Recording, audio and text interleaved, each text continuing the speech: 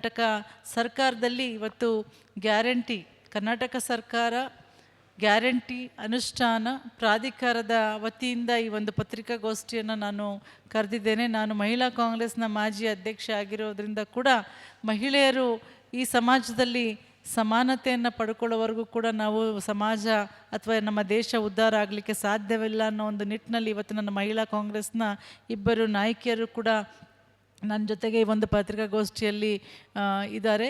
ಇವತ್ತು ಅಂಬೇಡ್ಕರ್ ಅವರ ಆಶಯ, ಸಂವಿಧಾನದ ಆಶಯ, ಅಂಬೇಡ್ಕರ್ ಅವರ ಆಶಯ ಏನಾಗಿತ್ತಂದರೆ ಸರಿಸಮಾನವಾದಂಥ ಸಮಾಜ ಎಲ್ರಿಗೂ ಸಿಕ್ಕಬೇಕು.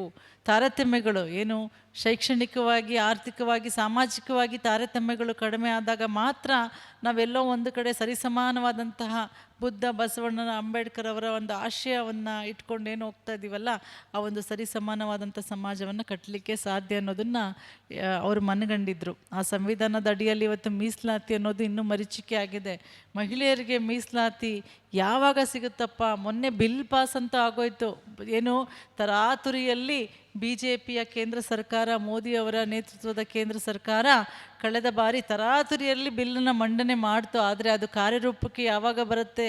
ಬರೀ ಹೇಳಿಕೆಗಷ್ಟೇ, ಪೇಪರ್ ವರ್ಕಿಗೆ ಮಾತ್ರ ಸೀಮಿತವಾಗಿದೆಯಾ ಈ ಒಂದು ಮಹಿಳಾ ಮೀಸಲಾತಿ ಅನ್ನೋದು ನಮಗೆ ಪ್ರಶ್ನೆ ಆಗಿದೆ. ಆ ನಿಟ್ಟಿನಲ್ಲಿ ಮಹಿಳಾ ಮೀಸಲಾತಿಯನ್ನು ಜಾರಿ ಮಾಡೋದ್ರ ಮುಖಾಂತರ ಮಹಿಳೆಯರ ಪರವಾದಂಥ ಗಟ್ಟಿ ಧ್ವನಿಗಳನ್ನು ನಾವು ಸದನಗಳಲ್ಲಿ ಮಾತಾಡಲಿಕ್ಕೆ ಕಳಿಸ್ಬೇಕು ಅನ್ನೋದು ಕೂಡ ಒಂದು ಗುರುತರವಾದಂಥ ಒಂದು ಎಚ್ಚರಿಕೆ, ಒಂದು ಪ್ರಶ್ನೆಯನ್ನು ನಾನು ಈ ಸಂದರ್ಭದಲ್ಲಿ ಎತ್ತಾ ಇದ್ದೇನೆ. ಶೀಘ್ರವಾಗಿ ಇವತ್ತು ಕೇಂದ್ರ ಸರ್ಕಾರ ಮಹಿಳಾ ಮೀಸಲಾತಿಯನ್ನು ಜಾರಿ ಮಾಡಬೇಕನ್ನೋದು ನಮ್ಮೆಲ್ಲರ ಒಕ್ಕರಳಿನ ಒಂದು ಕೂಗಾಗಿದೆ.